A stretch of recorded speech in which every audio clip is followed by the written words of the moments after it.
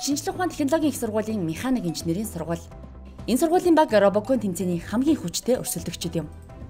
Ийм хүчтэй өрсөлдөгчд Робокон тэмцээнийг робот бүтээгчдийг хөгжүүлсээр ирсэн юм. Сайн бацгаана уу, механик инженерийн сургуулийн 5 багийн ахлагч шулуунд орж байна.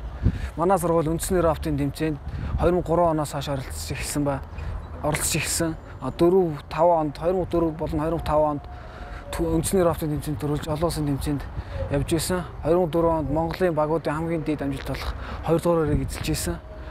Тэрнээс хойш 2009-өөс 13 оны хооронд төрүүлэх хэмжээний өрсөлдөөн буюу ер нь хагас финал чалгарч исэн 2 дугаар байр 3 дугаар тогтмол эзэлдэг тийм баг байгаа. За манай багийнхаа хэлцээ.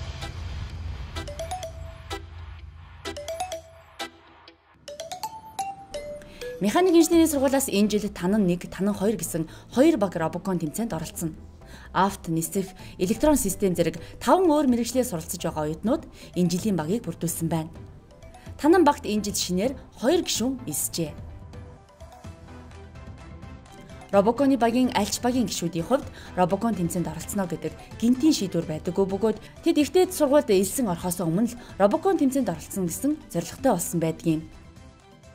Манай багт орж байгаа хүмүүс ер нь 10 жилдээ техник спортоор хичээлж исэн загвар гэж исэн хүмүүсд ордог байгаа ер нь. Би 10 жилдээ нөгөө нисэх загварын Jank гэдэг клубд явдаг гэсэн. Тэгээд хажуудлын өрөөнд нөгөө Миси механик инженерийн сургуулийн Робокон Sky Masters гэдэг баг байсан. Тэгээд яг тэр баг 2 өрөөтэй хаалгаар дамжаал. Тэгэл анх хаалгаар шагааж харчаал. Тэгэл ах нарыг хараад.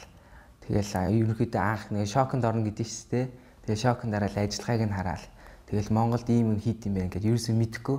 Тэгэл хийд юм гэнэ үзэл. Тэгэл бичлэгийн тэгэл 2009 оноос ихэж ер нь үдсэн. Тэгээд за Робоконд орно гэсэн хүсэл бол ерөнхийдөө яг 2010 оноос эхэлж бодогдож эхэлсэн. Би 10 жилд яг нисэх загвар хийжсэн. Онгоц бол яг зураг нь хэмжээс нь бүх юм нөгөөдсөн. Би зүгээр зургийн дагуу тэрийг тастаал хийдэг. Робокон бол тухайн нэг үйлдэл деталь тааруулж өөрөө шинээр зохион бүтээж хийдэг. Тийм үдээс Робокон илүү хэцүү. Илүү их зүйлийг хүнээс шаарддаг. Робоконы амьдрал ямар хөө байдгүй, роботоо яаж бүтээдгүү тэр бүхнийг л сурж одоо ингээл дүүнэртээ бас зааж өгчлээ л та. Робот бүтээн гэдэг цаг хугацаа, хүч хөдөлмөр их шаардсан ажил байдаг учраас Робоконы баг хөвчлэн 8-аас 10 гишүүнтэй байх нь олонтой. Механик инженерийн сургуулийн танан 1, танан 2 багийн хувьд шинээр элсэн 2 гишүүнтэйгээ нийлээд 5 гишүүнтэй. Эдгээр 5 оюутан 2 биш 4 робот зохион бүтээж тэмцээнд оролцох учиртай юм. Шин дүрмээр шин технологийн робот бүтээхэд дэндүү цөөхөлөө юмаа гэж бодож байтал шийдлээ олоод 6 гаргачихсан байхад робот бүтээх ажил тийм ч хүндрэлтэй ажил бишээ хэмээн багийн туршлагатай гишүүд ярьж байсан юм. Бусад агууч нэг роботыг 4-5 тавлаа хийдэг багт манайх нэг роботыг 1 хүүхэд 2 хүүхэд хийдэг байсан. Хийдэг ер нь.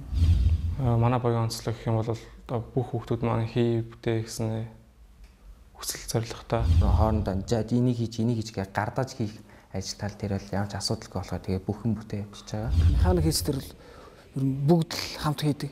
Нэг жишээ нь суур зангидлаа ихэд суурныхаа урт хөндлөн тушаануудаа нэг нь зангиж яхад нөгөөх нь бэхлэгээ хийдэг ч юм уу моторын бэхлэгээ зэрэг хийгээ явдаг болохоор бид нар хурдан хийж чаддаг. Ерөнхий ивент тэтгэгч, дэлхийд тэргүүлэгч Монголын уул уурхайн компани оюун толгой.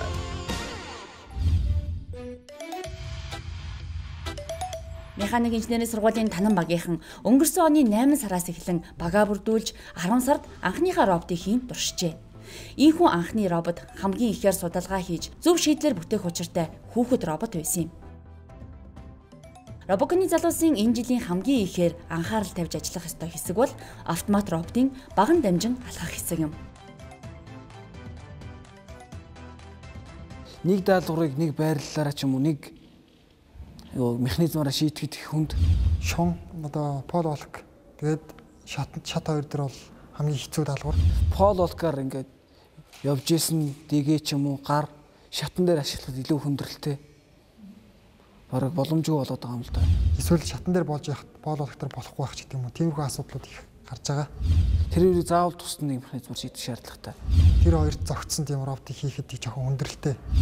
Даалгавар бол ерөнхийдөө яг нөгөө өмнө дандаа бөөнхий дугуй машины яг машин механизм яг бөөнхий дугуй ашигладагсан. Одоо энэ жил шал өөр роботны алхаа болж байгаа шүү дээ. Яг тэр тал дээр ерөнхийдөө хамгийн хэцүү даалгавар нь бол 4 шон буюу нөгөө Пол Валк байгаа шүү дээ. Яг тэр Пол Валкын дээр хамгийн хэцүү даалгавар нь нэлээ. Жохон Эрдэнэтийн ингэж авч болох юм шүү дээ. Тавлаа. За цааш нь татах юм.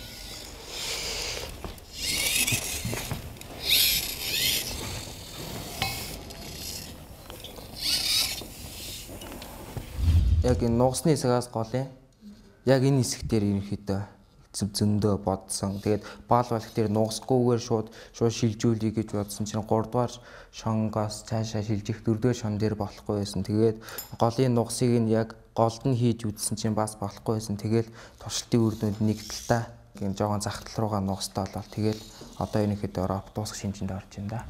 Дугуй ашиглахгүй болсон механик хийцийг нэлээд өндөрч таацсан. Тэр тийм шүү дээ. Одоо ингэж ярднаа тэр шаа шүү дээ. Одоо эндээс гараар хот эндээс нь авчих юм их юм шүү. Хүүхд ороод маань дугуйг гинж ашиглаж болохгүй хөдөлгөөн хийхтэй. Тийм болохоор зөвхөн гар юм уу хүүхд ороотыг дуурайлах хүн тал руугаа их юу болсон болохоор их төвхтэй болж байгаа болов уу гэж бодож байна. Аривка хүүхд өгч. Энэ хавчиж болж гинөө. Одоо чайлдын ганц давуу тал нь одоо энэ байна. Гүүдийн механизм одоо ганц үсрэх гээд байгаа юм нэ. Тэгээд одоо энэ болтон дээр одоо энэ нааш уунч учраас энэ болтон дээр энэчээс юм гаргаж өгөөд хорьсон төмөр тавьж өгөөд төмөр иштээр тавьж өгөөд 3. Тэгээд одоо нааш хөдөлгөөнг болчихно. Тэгээд энэ серверийнхаа болтноос дахиад нэг дэгээ гаргаж өгөөд тэгээд энэ лавшаа эрзэнийг хийж ерөнхийдөө үсрэх байгаа. Энэ жилийн тэмцээний дүрм ясаар хүүхэд роботод дугуй шаардлагагүй бөгөөд хүүхэд робот 3 хэмжээс тэнхлэгийн дагуу хөдөлж даалгавраа гүйцэтгэх учиртай. Танан багийнхан өндөр оноо авч цэвэр ялалтанд хүрэхэд шийдвэрлэх үүрэгтэй автомат робото хамгийн үр ашигтай оновчтой шийдлэр бүтээхэд анхаарч маш их судалгаа хийжээ.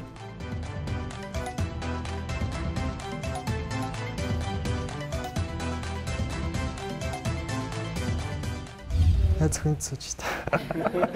Робоконд орсноос хойш ингээл энэ бол чиний найз охин манай нэг ах хэлжээс. Робоконд орж ирэл ер нь одоо ингээл энэ робот бол чиний найз охин. Чиний энэ робот бол найз охин шиг өөрөө жолоодох хэрэгтэй, хүнээр жолоодох хэсгөө энийг л харьцлагаа тавлах бүх юм чи өөрөө хийх хэрэгтэй гэл. Тэгж хэлжсэн. Тэгэл тэрнээс хойш ингээл хашгилаар найз гэдэг. Миний найз манай найз энд дэвш тэгэл зааж. Механик инженерийн сургуулийн Танан баг гэснээр робот сонирхчдын дунд хэдийн танил болсон. Учир нь Робоконы хамгийн хүчтэй өрсөлдөгчд болох механик инженерийн сургууль Робоконыхоо багийг 2012 оноос эхлэн Танан гэсэн нэрээр нэрлэх болсон юм. Энэ багийн нэр Робокон тэмцээнд оролцож өөрийгөө хөгжүүлж, эзэмшиж байгаа мэргэжлэрээ илүү дадлагшин туршлагачхыг хүсдэг залуусыг эх орны эзэд болсон ирээдүйн чадварлаг инженеруудын оюун мэдлэгийг байнга дэмжин урамшуулж ирсэн ивент тэтгэгч байгуулагч болох Танан Импекс компанийн нэртэй салшгүй холбоотой. Танан Импекс компани 2012 онд механик инженерийн сургуулийн 1 багийг, 2013 онд 3 баг, 2014 онд 2 багийн оюутан залууст ийхүү робото бүтээн Робокон тэмцээнд оролцох боломжийг бүрдүүлэн ажиллаж байна. Ингээ Робоконд оролцож яаж бидний тусал дэмжиж байгаа маш олон хүмүүс байгаа. Мэдээж Танан Импекс гэдэг ивент компани маань байна. Тэгээ бид нарыг ингээ одоо бидний байрлаж байгаа байрыг гаргаж өгч байгаа сургуулийн захиргаа, тэгээ биднэрт зөвлөж байгаа багш нар, бидний өмнөх жил орсон ах нар байна. Энэ бүх хүмүүстээ бүгдд нь маш их баярлж авдаг шүү гэдэг хэлмээр байна. Ерөнхий ивент тэтгэгч, дэлхийд тэргүүлэгч Монголын уулуурхайн компани оюун толгой. Дэмжигч боловсрол шинжлэх ухааны яам. Харилцаа холбооны түнш Mobicom корпорац.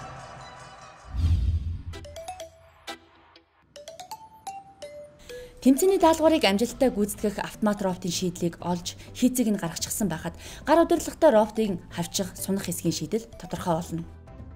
Танан багийнхны их робото бүтээх ажил бусад багуудын нэгэн адил суурийн сонголт хийцээс эхэлсэн юм. Энэ жилийн хувьд ихэнх баг механиум дугуйд дөрвөлжин хэлбэр суурийг сонгон ашиглаж байгаа бол механик инженерийн сургуулийн танан багийнхан 2 дугуйтай суурийг сонгожээ. За одоо ингээд манай тан нэг багийн маань гар авт байгаа.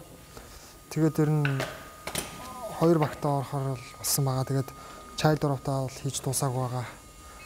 Тэгээд одоо гар автын хувьд бол ерөнхийдөө бол механиум дуугаа ашиглах гэсэн боловч хэмжээний хувьд жоохон том байсан учраас Omni wheel-ийг ашигласан. Omni дугуй байсан бид нар 10 см диаметртай.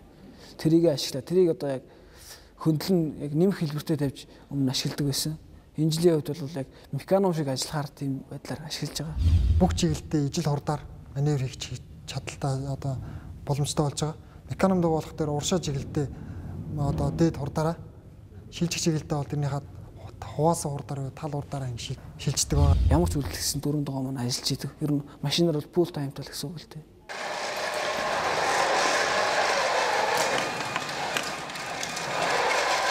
Тэмцээн дээр ингээл харахад бол 2 дугуйтай оровт яг удирдаад тэгээд механиум дугуй шиг 4 дугуйтай тийм оровтыг удирдаад тэр хоёрын хооронд хурдыг харьцуулах юм бол 2 дугуйтай оровт бол харьцангуй дутхааргүй тийм хурдтай маневр сайтай. Энэ болохоор хамгийн одоо боломжтой шийдэл гэх юм уу? Тий, тэр шийдлээр нь л хийсэн байгаа. Хамгийн гол нь операторын чадвараас их зүйл хамаарч байгаа байхгүй. Гээд хойшоо стоп. Урагшаага стоп. Дэшиг стоп. Өргөдөг болон шилжүүлдэг дээрээ бид нар энэ жил гинж одоо араагаа ашигласан. Одоо арааг бол манайхан яг хүссэн хэмжээр хийх боломжтой чадвартай болохоор арай биднэрт ойр багнаа өргөх шаардлагатай болсон байгаа. Багны өргөхдөр бол бус дагууд бол тороос мороос ашигладаг. Тэгээд бид нар бол энэ жил их найдвартай байх үднээс child дөрөвтөө өргөх үднээс гинж ашигласан байгаа. Тэгээд энэ гинжний хөтэлдэг араа нь бол энэ удаан араа гэж байгаа. Энийг бол бид нэр гараараа хийсэн байгаа. Томсгохын тулд тэгээд одоо шаардлагатай хэмжээнд гэж диаметраар хийсэн байгаа. Ирмэн дамар хичээрээ яага болохгүй нөхөр. Цагаан дамрыг бол яг хийх боломжгүй. Худалдаж авдаг. Хүссэн диаметртайгаа бид нар бас олдохгүй байгаа. Тийм үдээс цагаан шүдтэй ирмэнийг бол айлгасч байгаа. Шүдгүү зүгээр юм хоорондоо холбогдсон ногоо ирмэн бас байгаа л да. Зүгээр наачдаг. Тэр бол гусалт ихтэй алддаг. Тийм үдээс тэрийг ашиглахгүй байгаа. Тороосыг яга ашиглахгүй нөө. Тороос сундаг тэгээ бас орооцолтод болохоор тэрэн дээр ашигласан. Энэ жил ашиглаагүй. Энэ хоёр гинжээ одоо битүү холбочоод дээдлийн юм уу доотлын хэсэгт нь гүйдэг багнаа бэлтжиж байгаа. Тэгээ энэ гүйдэг багнаа бэлтжиж учраас мотор ийгэж эхлэхэд гинжтэй цог хөдөлж байгаа учраас энэ багнаа шилжиж байгаа. Тэгээ энэ бол энэ алдна гэсэн ойлголтоор байхгүй. Ерөнхий хийцээ 12 сараас хойш хийж эхэлсэн. Механик хийцээ шийдэл алдсан багт бол нэг оровтыг 7 өдрийн дотор хийж байгаа юм. Яг шийдэл алдсан бол яг робто бүтээгээд хийн гэдэг бол тэгэл хамгийн гол нь хувь хүний тэгэл хүсэл мөрөөдөл шүү. Тэгээ робот ажлыг нь хараад баярлна. Бонно. 6 бар хүртэл хийх ёстой шүү дээ. Одоохондоо яг гоо тэмцээн дээр бол ер нь бол 4-5 хооронд ажиллах юм чинь ер нь яг 6-ад нь тулахгүйгээр 3-аас буучих юм бол наад чинь дараа нь ямар нэг асуудал гараад иж магадгүй. Тийм болохоор 4 за 5 хүртэл болно. За бодондоо. Гар авт нь болохоор бас хүүхдээ барьж явах болохоор илүү их ачаал даах чадвартай. Тийм болохоор энержиг ашиглаж одоо гол их хүч төвлөрөх хэрэгтэй энержиг ашиглаж хийсэн байгаа. Хоорондоо холбогдох нэгэндээ ачааллах гэдэг бол тэр хэцүү л байгаа юм да. Хамгийн хурд нь найдвартай. Тэр хэсгээр нь хүндрэлтэй. Ерөнхий ивент тэтгэгч, дэлхийд тэргүүлэгч Монголын уул уурхайн компани оюун толгой.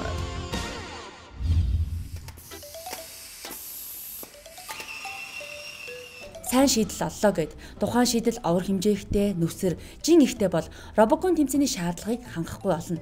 Учир нь тэмцээний дүрмд роботын нийтчин гарааны болон тоглох үеийн хамгийн их болон хамгийн бага хэмжээ зэргийг нарийн заасан байдгийг. Энэ жилийн дүрмд зааснаар их болон хүүхэд роботын нийтчин 40 кг байх ёстой. Тиймээс залуус хийцээ тодорхойлохдоо жингээ давхар бодолцох шаардлагатай юм. Хэмжээний хувьд одоо Pool extend бол ерөөсөө л child бол 50 кубоос хийжээч хитэрч болохгүй гэж байгаа.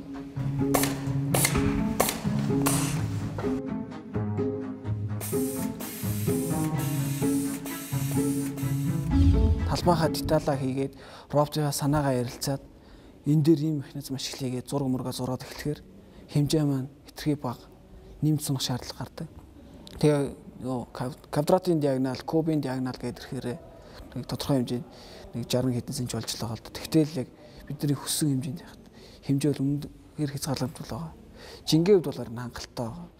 Бид нар бол childыг бол 5 хэлээс хэтрүүлэхгүй 5-6 хэлтэл барих нэгсэн бодолтой байгаа. Child хөнгөн байх тусмаа л гар робот маань сайн ажиллана. Роботын элбэний хийцээс гадна жинд хамгийн ихээр нөлөөлдөг зүйл бол батарей юм. Жил робот тэрний гардаг нэг асуудал батарейн асуудал. Нөгөө батарей хэтэрхий том байх жижиг байхаас гараад робот өөр ажиллана. Үндэсний тэмцээн дээр нэг батарей маань 12 онд би гар робот оператор байсан. Тэр батарейны цэник дуусаад хожигдтол амар уйлж байсан. Батарей муу ахаар зарим үед юунууд роботын дэнгүүд ажилтдаг. Тийм болохоор батарейас хангаж болдог. Хүүхд роботоо аваад зөгөө явж хахад нэг динамик качаллын үед бол одоо роботын хойд хэсэгч тийм уршаа сонсоод хойд хэсэг нь хөндөрдөг. Тийм болохоор энэ жинтэй батарейг сонгосон байгаа. Энэ батарей бол нэг 2 кг орчим жинтэй байгаа. Танан багийнхан автомат роботоо 5 кг жинтэй буюу маш хөнгөн болгохын тулд жижиг батарей сонхон ашигласан байна. Ариун хөдөлгөлт машины батарейгаа шийдсэн байгаа. Энэ батарей нь болохоор 7.2 вольтыг 1200 мАh цагтай батарей. Урагшлалтын батарей бол арай хөнгөн. Ор хэмжээний хувьд бага. Үзүүлэх чадлын хувьд бол ерөнхийдөө ойролцоо. Ерөнхий ивент тэтгэгч, дэлхийд тэргүүлэгч Монголын уул уурхайн компани оюун толгой.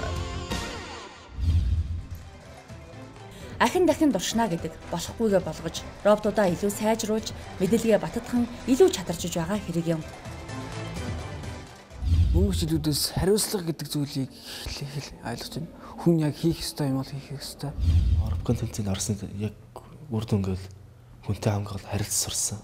Роботын тэмцээн хүний намайг бол яг илүү төвчээртэй болгосон гэж би боддог. Хүсэл мөрөөдлөө нэгтгэхэд хүх ялалт өдөө Цаавс бидний дэмжээ ухаан түрэн дуулцгаа. Энэ жилийн зорилго бол төрүүлэх үндэсний аварга болох. Төрүүлэх олон улсад явах. Робокон тэмцээнд оролцсноор залуус ирээдүйн амьдралдаа шинэ алхам хийдэг. Өнөөдөр тэд олон бэрхшээлтэй тулгарч заримдаа шандарч байгаа ч хожимо тэднийг тэнцээний ялагч болохоос илүү том амжилт хүлээж байгаа.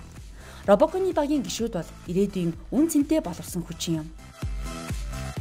Бид илүү зөвхөн ягалт